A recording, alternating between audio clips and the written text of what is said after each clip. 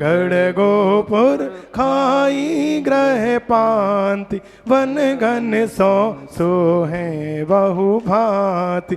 ऊंचे जिन मंदिर मन हरे, कंचन कलश ध्वजा फर हरे। वज्र बाहु भूपति तिथिधान, वर इक्ष्वाकु वंश नभभान।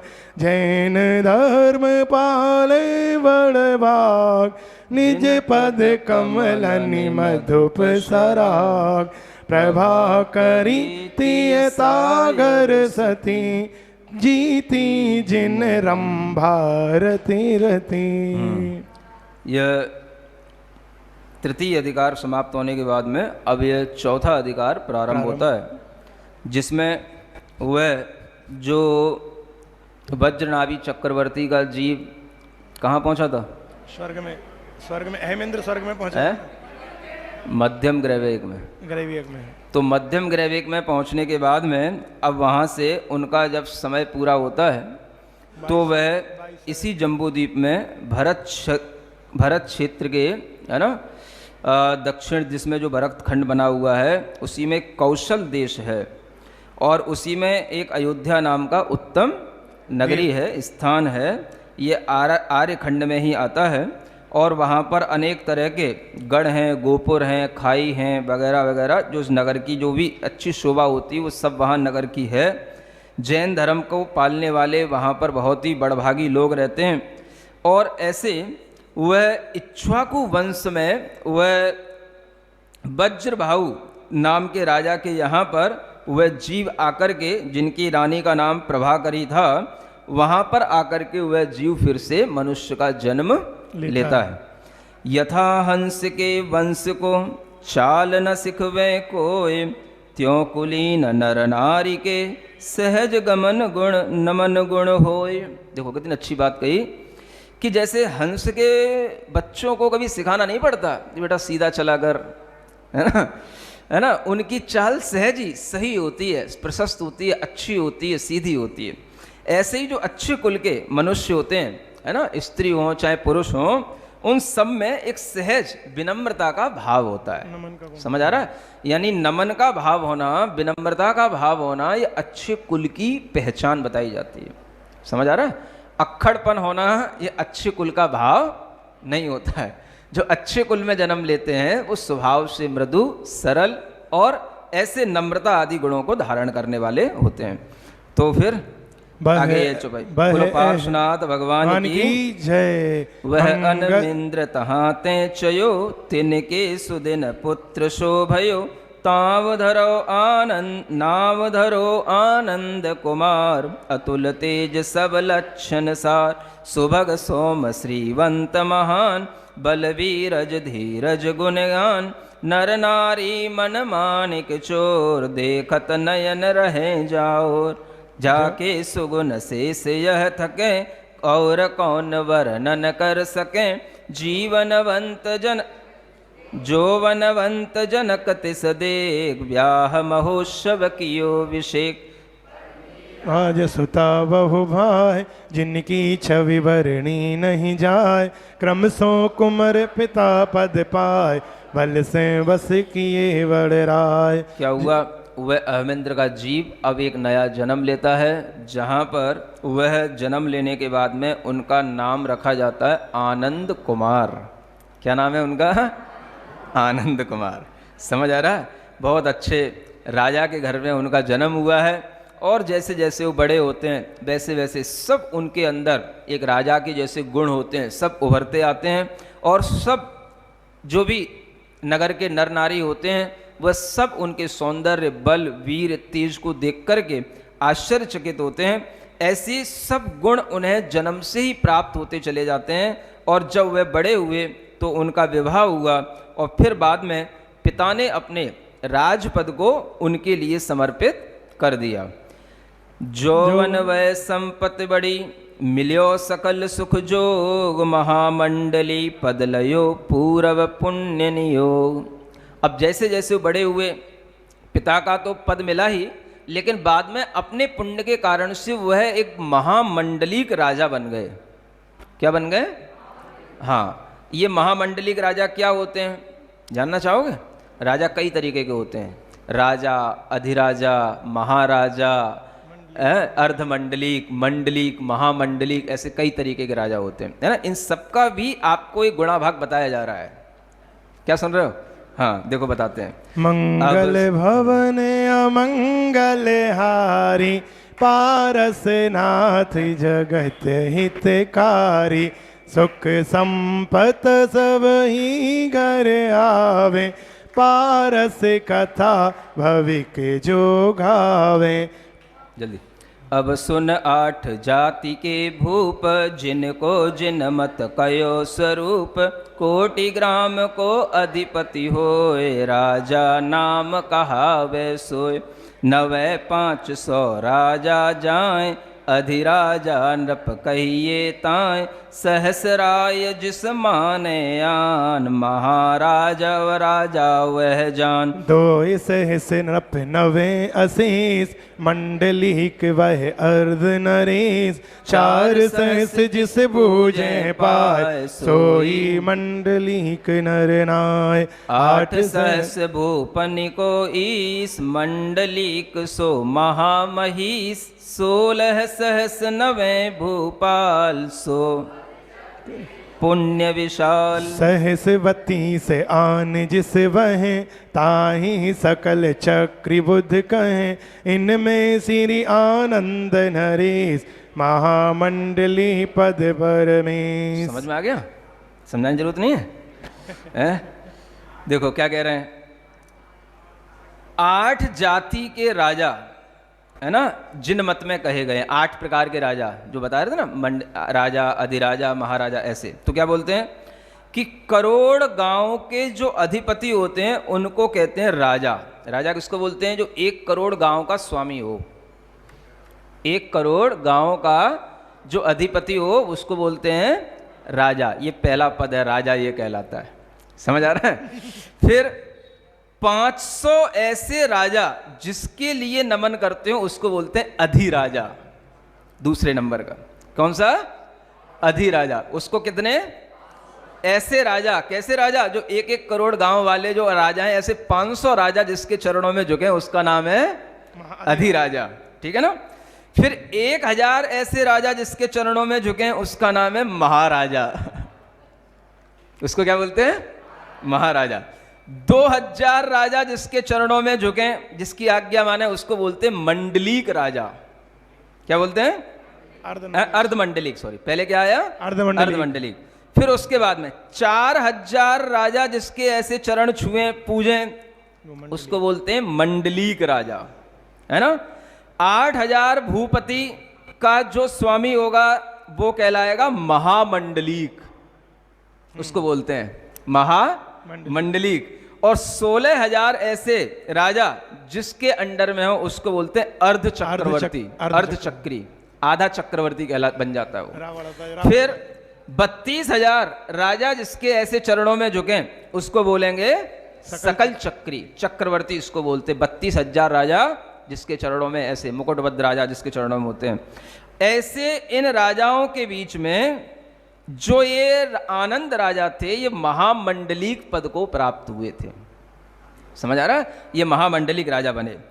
8 सहस सुख हेत नृप, नक्षत्र सेवै सदा, कीरत किरण समेत सोई नरपति चंद्रमा।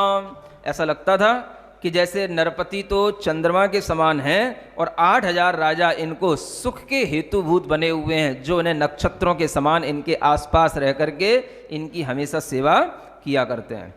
एक दिन आनंद महीस, बैठ्यो सभा सिंहासन शीस, मंत्री तहा स्वामी में नाम, कहे विवेकी सुवचन ताम।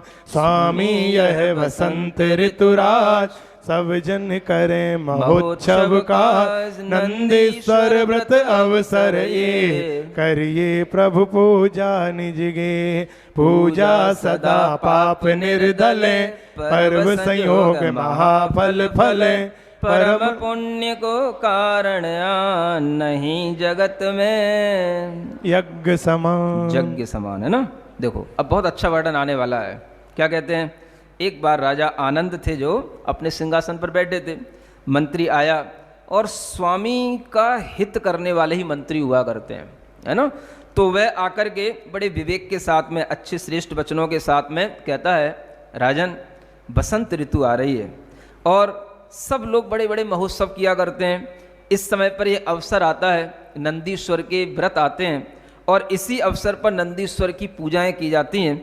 और ये पूजाएं हमेशा जो की जाती हैं ये पाप का दलन करने के लिए होती हैं। दलन माने नष्ट करने के लिए होती हैं। पर्व के संयोग में तो ये पूजाएं और बड़ा फल देती हैं, इसलिए परम पुण्य का ये कारणभूत पूजाएं हैं, ये जगत में मानी गई हैं। ऐसी पूजा हमको भी करना चाहिए। ऐसा वह भाव आकर के स्वामी से कहता है, जिन पूजा की भावना सब दुख हरन उपाय, करते जो फल संपजय सो वर्ण्यों कि में जाए। कहते हैं कि जिन पूजा की भावना से तो सब दुख हरने का इससे बढ़कर के कोई दूसरा उपाय नहीं है। जो इसका फल कहा जा रहा है वो इसका फल हम कितना सा वर्णन कर सकते हैं, लेकिन फिर भी उसका वर्णन करने की हम थोड़ी सी यहाँ पर चेष्टा कर रहे हैं। मंगल भवन अमंगल हारी, पारस नाथ जगत हितकारी, सुख संपत सब ही घर आवे, पारस कथा भविक जो गावे, सुनि राजा मंत्री उपदेश, नगर महोत्सव कियो विशेष, करी स्नान जिन मंदिर जाय, जैन बिंब पूजे वह साय, बहुविधि पूजा धरव मनोग, धरे आन जिन पूजन जोग, भाव भक्ति सो मंगल ठयो, राजा के मन संशय भयो, विपुल मति मुनिवरती थान, दर्शन कारण आए जान, तीन पूजी नप पूछे ये, भो मुनीन्द्र मुझे मन संदेह। क्या हुआ? एक बार वह राजा मंत्री के उपदेश से, है ना, नगर में महोत्सव भी किया और जिन मंदिर में जाकर के जिनेंद्र भगवान के बिंबों की पूजा करने के लिए हर्षित होकर के तैयार हुआ, वहाँ पर बहुत अच्छी द्रव्य लेकर के उसने जिन भगवान की पूजा का योग बैठाया, भाव भक्ति से भगवान की पूजा की, और उसी मंदिर में उसको एक विपुलमती नाम के मुनि महाराज मिल गए। क्या नाम था उनका? विपुलमती। समझ आ रहा है? दर्शन हो गए, है ना, मुनि महाराज के चरणों की पूजा कर ली और बैठ गया। महाराज कुछ संदेह है मन में, थोड़ी जिज्ञासा है। पूजा तो हमने कर ली मंत्री के कहने के कारण से, क्योंकि मंत्री अपने लिए जो भी सोचता है अच्छा ही सोचता है, ऐसा सोच करके हमने पूजा तो कर ली, लेकिन फिर भी मन में कुछ संदेह सा रहता है। वो संदेह आपसे पूछना चाहता हूँ, अगर आप उसका निवारण कर दें तो मेरा मन बड़ा प्रसन्न हो जाएगा। क्योंकि संदेह का मतलब है मन में कोई सल्ल लगी रह जाना, है ना, मन में कोई कांटा जैसा लगा रहना, और वो हट जाए फिर तो आनंद ही आनंद है। तो ऐसा सोच करके वो मुनि महाराज से निवेदन करता है, प्रतिमा घात पाषाण की, प्रगट अचेतन अंग, पूजक जन को पुण्य फल, क्यों कर दे अभंग, तुम जग में संशय तिमिर दूर करन रवि रूप, यह मुझ भरम मिटाइए करे बीनती भूप। देखो क्या विनती कर रहा है भूप राजा कि भगवान ये समझ में नहीं आता कि प्रतिमा तो पाषाण की होती है। क्या समझ आ रहा है? जो जिन प्रतिमा जिन बिंब है, चाहे वो रत्नों के बने हो तो भी है तो वो सब पाषाण ही है तो सब पत्थर का ही रूप है। अब ये अचेतन होता है पत्थर तो, अब अचेतन पत्थर की प्रतिमा का पूजा करने से हमें बहुत पुण्य फल मिलता है, तो पुण्य फल हमें इससे कैसे मिल सकता है? अचेतन प्रतिमा हमें पुण्य फल कैसे दे सकती है? क्या सुन रहे हो? है ना दिमाग का प्रश्न? आप लोग ऐसे प्रश्न करते ही नहीं हो। है ना, डरते होगे ऐसा पूछेंगे तो कहीं, है ना, नाराज ना हो जाए महाराज। ऐसा नहीं है, आप कुछ भी पूछ सकते हो। समझने के लिए अगर आप कुछ भी पूछोगे तो आपको अच्छे ढंग से मुनि महाराज समझाएंगे। समझ आ रहा है? हाँ, दो तरीके से प्रश्न किए जाते हैं। एक तो प्रश्न किया जाता है मुनि महाराज की परीक्षा लेने के लिए कि महाराज को कितनी नॉलेज है देखते हैं। समझ आ रहा है। और एक प्रश्न किया जाता है अपने संदेह का निवारण करने के लिए कि भगवान मेरे संदेह का निवारण कर दो। तो जो अपने संदेह का निवारण करने के लिए प्रश्न किया जाए वो प्रश्न हमेशा अच्छा होता है। समझ आ रहा है। और उसके लिए भरपूर प्रयास किया जाता है कि आपको समझाया जाए। तो अब यहां पर प्रश्न हुआ कि पूजा जो है लोगों को पुण्य का फल देती है, तो प्रतिमा जो पत्थर की है, अचेतन है, उससे चेतन आत्मा को पुण्य फल कैसे मिल जाएगा? अचेतन से चेतन को कैसे फल मिलेगा? समझ आ रहा है। और चेतन आत्मा में पुण्य की प्राप्ति अचेतन से होने लग जाए तो ये कुछ समझ नहीं आती बात। चेतन से तो समझ में आती है, आपकी पूजा करें तब तो समझ में आती है कि चलो कोई पुण्य फल मिलेगा क्योंकि आप चेतन हो। जिन भगवान अचेतन है इनकी पूजा से पुण्य फल मिले, बात थोड़ी संदेह है। अगर आप समझा दो तो आनंद आ जाएगा। समझ आ रहा है। टाइम है, हाँ, तो समझने का प्रयास करेंगे। तब तो यह क्या हो गया, यह शंका हो गई। हाँ, तब बोलो। तब ज्ञानी गणधर कहें समाधान सुन राय, भविजन को प्रतिमा भगति महापुण्य फलदाय। भाव शुभाशुभ जीव के उपजे कारण पाय, पुण्य पाप तिन सिंह बधे यो भाख्यो घासो जिन राय। कुसुम वरण को जोग लई जैसे फटक पाषाण, अरुण श्याम दुति को धरे यही जीव की बान। सो कारण है दोय विधि अंतरंग बहिरंग, तिनके ही ओर आए हैं जे समझे सब रंग। बाहिज कारण जानियो अंतरंग को हेत, सोई अंतर भाव नित कर्म बंध को देत। जिन परिमाण पुण्य बहु बधे अन्यथा नाय, तिन भावन को निमित्त है जिन प्रतिमा जग माही। बीत राग मुद्रा ने रखी सुधि आवे भगवान, बही भाव कारण महा पुण्य बंध को जान। बहुत सी बातें यहाँ बता दी गई हैं, समझने की कोशिश करेंगे। सबसे पहले कहा गया कि इस भ्रम को दूर करने के लिए आपको ये समझना होगा कि यह प्रतिमा हमारी भक्ति से हमारे अंदर पुण्य का कारण बनती हैं। क्या चाहिए पहले? सबसे पहले हमारे अंदर भक्ति। अगर जिन बिंबों के प्रति हमारे अंदर भक्ति होगी, भक्ति का भाव होगा, शुभ भाव होगा, अनुराग का भाव होगा, तो वो हमारे लिए पुण्य का कारण बनती हैं। और देखो, भाव जीव के दो प्रकार के हमेशा चलते हैं, एक शुभ भाव होते हैं और एक अशुभ भाव होते हैं। और ये दोनों प्रकार के भाव कोई ना कोई बाहरी कारण को पाकर के अपने अंदर आते हैं। किसके कारण से आते हैं? बाहरी कारण। एक बाहरी कारण होता है, एक अंतरंग कारण होता है। कोई भी काम जब भी होगा दोनों कारण से होगा। तो हमें यह समझना होगा कि बाहरी और अंतरंग कारण का रोल क्या रहता है हमारे भावों के लिए, है ना। बाह्य कारण वह बाहरी चीजें जो सामने होने पर हमारे अंतरंग में भाव उत्पन्न होगा, वो भाव उसके कारण से उत्पन्न हुआ तो वो अंतरंग का भाव कहलाएगा, अंतरंग कारण। समझ आ रहा है। तो वह कहा जा रहा है, अगर आपको समझना हो तो देखो, एक स्फटिक मणि होती है ना, सफेद रंग की होती है।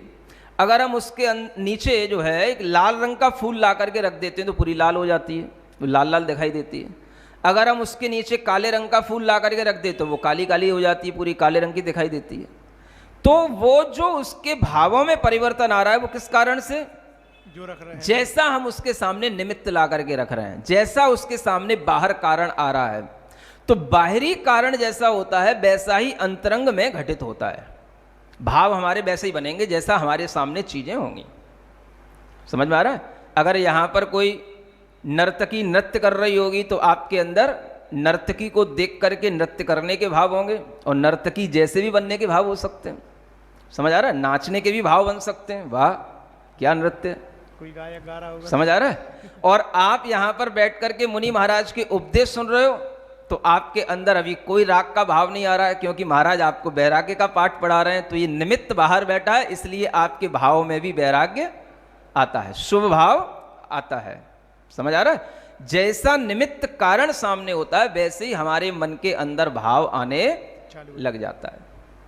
बाहर बच्चे खेल रहे हैं बैडमिंटन, उनके खेल को देखोगे तुम्हें भी खेलने का भाव आ जाएगा, हम भी बैडमिंटन खेल रहे हैं, समझ आ रहा है? एक पबजी खेलता है तो दूसरे के मन में ही भाव आ जाता है मैं भी पबजी खेल लूँ, हाँ? और एक अगर स्कूल जाता है तो दूसरे के मन में भी भाव आ जाता है स्कूल चला जाऊं। समझ आ रहा है? एक प्रवचन सुनने आता है तो दूसरे के मन में भी भाव आ जाता है कि मैं भी प्रवचन सुनने चला जाऊं। अब देखो, जरूरी नहीं कि वह एक को देख करके जैसा भाव हमारे लिए आता है वो दूसरे के मन में वैसा भी भाव आ ही जाए, ये जरूरी नहीं है। क्यों जरूरी नहीं है? यहां पर आ जाता है अंतरंग कारण भी चाहिए। अंतरंग कारण माने अपने अंदर अच्छा भाव, अच्छी होनहार, अच्छा पुण्य, ये भी चाहिए, और बहिरंग कारण अच्छी संगति चाहिए। अगर ये दोनों चीजें मिल गई तो अच्छी राह पर व्यक्ति चलने लग जाता है। समझ आ रहा है? अंतरंग कारण नहीं है और बाहिरंग कारण है तो भी वो बहिरंग कारण से कोई काम नहीं होने का। क्या समझ में आ रहा है? आपका अंतरंग मान लो कोई आपने पाप कर रखा है या आपकी बुद्धि मोह के कारण से पाप में ही लगी हुई है, आप कुछ भी, आपको जो है आपका ऐसा अच्छा होनहार भी नहीं है मान लो, तो आपके सामने कितने रिद्धिधारी मुनि महाराज आ जाएं, आपके सामने स्वयं तीर्थंकर भी आ जाएं, आप उनके भी दर्शन का लाभ ना ले पाओ। क्यों? हमारा अंतरंग, हमारा मुख्य जो अंतरंग कारण है वो इतना खराब है और उसकी आगे की गति होनहार इतनी बिगड़ी हुई है कि अब हमारे लिए अभी सुधरने का टाइम आया नहीं है। इसी को बोलते भैया जब जिसका टाइम आएगा तभी वो सुधरेगा। समझ आ रहा है? अब बहिरंग कारण हमेशा कोई जबरदस्ती काम नहीं करता है, काम उसके लिए होता है जिसका अंतरंग कारण भी उसी के अनुकूल हो। समझ आ रहा है? आपके भी परिणाम अच्छे हों, शुभ हों, अच्छी होनहार हो, अच्छा निमित्त तभी आपके लिए अच्छे भाव उत्पन्न कर पाएगा। समझ में आ रहा है?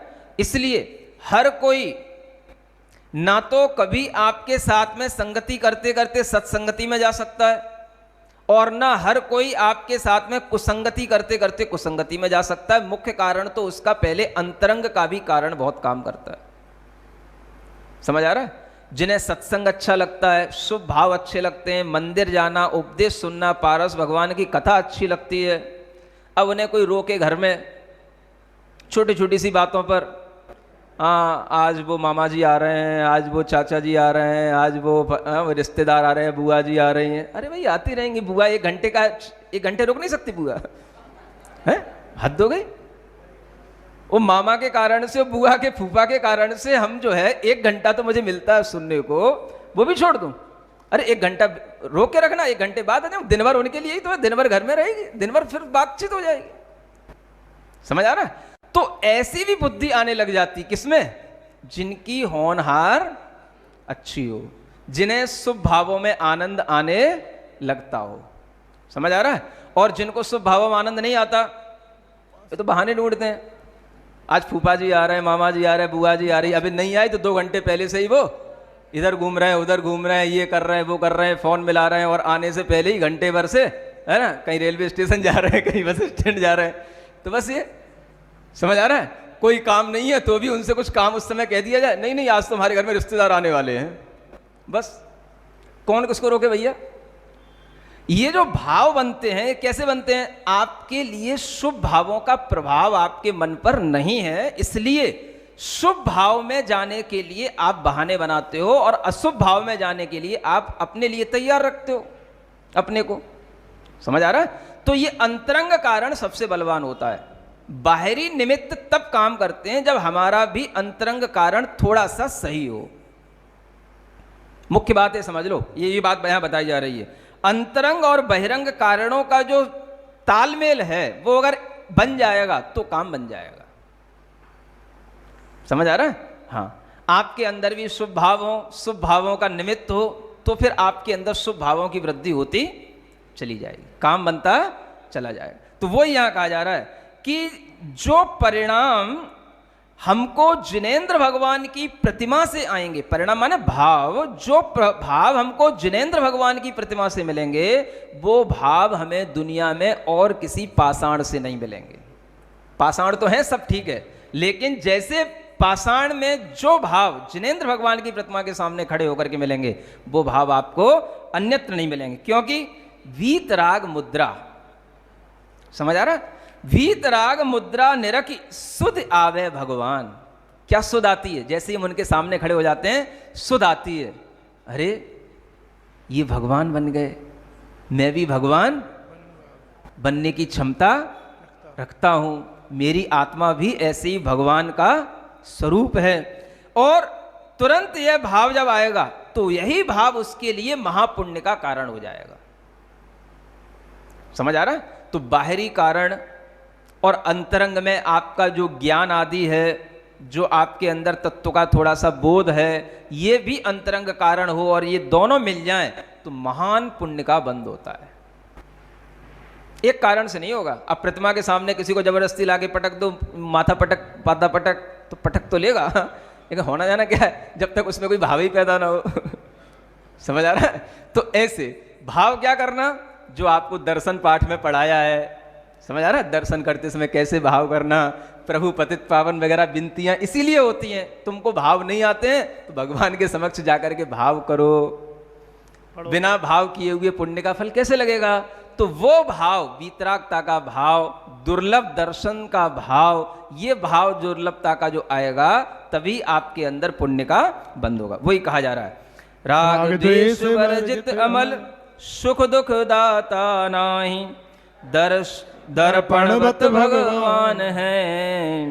यह आनो और माही। देखो, भगवान तो राग द्वेष से रहित है, सुख दुख के दाता वो नहीं है। समझ आ रहा है? वो तो दर्पण के समान है। जैसा जाकर के वहां पर भाव करोगे वैसा आपके भावों से आपको मिलेगा। आपका यह सोचना भी गलत होगा कि भगवान ने हमको सुख दे दिया या भगवान ने हमको दुख दे दिया। समझ आ रहा है? लेकिन जो सुख आपको भगवान के सामने खड़े होने से मिलेगा वो भगवान के ही सामने खड़े होने से मिलेगा, और कहीं नहीं मिलेगा। ये भी बात है। लेकिन फिर भी उनने दे दिया, उनने नहीं दे दिया, आपने ले लिया, ये सीखो। समझ आ रहा है? क्या कर लिया? आपने ले लिया। हाँ, वो तो न दे रहे हैं न ले रहे हैं, वो कुछ नहीं कर रहे हैं, वो तो जो है सो है। आप में अगर लेने की क्षमता हो तो आप ले लो बस। हाँ, अगर लोगे तो वहां से कभी भी तुम्हें कमी नहीं मिलेगी, मिलता रहेगा, भरपूर मिलेगा। बस कितनी देर तुम वीतरागता का भाव देखते रहो, वीतरागता का गुणगान करते रहो, भगवान की सर्वज्ञता के गुणों के बारे में सोचते रहो, कोई भी तुमको रोकने वाला नहीं हो। जितना सोचोगे उतना ही आपके अंदर उस भाव से पुण्य का बंध होगा। वो पुण्य का बंध घर बैठे नहीं होगा। धर्म तो घर बैठे भी हो जाता है, भावों से होता है। बच्चे बोलते हैं ना, भावों से ही धर्म कर लेना चाहिए, भावों से ही धर्म हो जाता है। मंदिर जाने से धर्म होता है क्या? मंदिर से तो ऐसी बुराई कि सारे के सारे बहाने मंदिर पे, मंदिर जाने से धर्म होता है क्या? इसलिए मंदिर जाने से धर्म होता है। समझाओ बच्चों को। समझ आ रहा है? क्योंकि जो जिन प्रतिमा के सामने खड़े होने से भाव आपका बनेगा, वो घर में बैठे बैठे कितनी बातें कर लो कभी नहीं बनेगा। इसलिए मंदिर में जाने से धर्म होता है, क्योंकि मंदिर में ही जिन भगवान है, घर में तो फोटो है। समझ आ रहा है? उस प्रतिमा में शक्ति है, मंत्र की शक्ति से वो प्रतिमा जीवंत प्रतिमा कहलाती है, फोटो जीवंत नहीं कहलाते हैं। हाँ, पाषाण के होते हुए भी और घर में भी ये आप कोई पाषाण की या किसी पत्थर की मूर्ति रख लो, उसमें दोनों में बड़ा अंतर है। उसमें आपका भाव नहीं बनेगा जो घर में रखा होगा। समझ आ रहा है? इतना जब अंतर समझ में आएगा तब आपको समझ में आएगा कि मंदिर में ही जाने से धर्म होता है क्या? हाँ, मंदिर में ही जाने से धर्म होता है। समझ आ गया? ये समझा बच्चों को। तो यही कहा जा रहा है, तिनकी चिंता ध्यान जप थुति पूजादि विधान, सुफल फलय निज भाव सो वै मुक्ति सुखदान। है ना? उनकी चिंतन करोगे, ध्यान करोगे, जप करोगे, पूजा करोगे, स्तुति करोगे, ये विधान करोगे, इन सब से आपको क्या मिलेगा? श्रेष्ठ फल मिलेगा, स्वर्ग भी मिलेगा, मोक्ष भी मिलेगा।